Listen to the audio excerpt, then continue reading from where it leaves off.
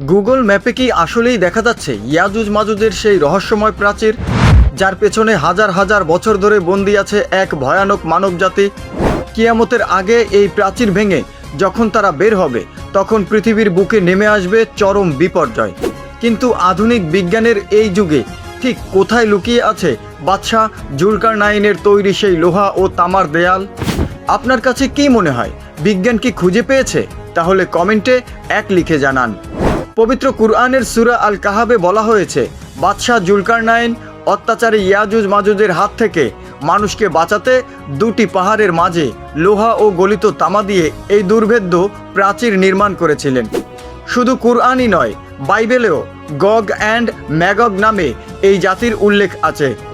ঐতিহাসিকদের মতে এই প্রাচীরটির অবস্থান কৃষ্ণ সাগর ও কাস্পিয়ান সাগরের মধ্যবর্তী ককেশাস পর্বতমালায়।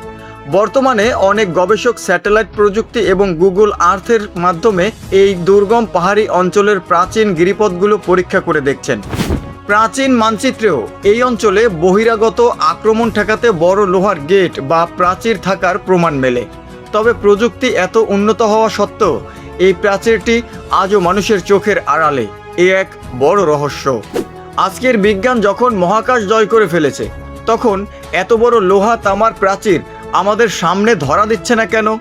এটা কি বিজ্ঞানের সীমাবদ্ধতা, নাকি আল্লাহর এক অলৌকিক ক্ষমতা, যা শুধু কিয়ামতের আগেই দেখা যাবে?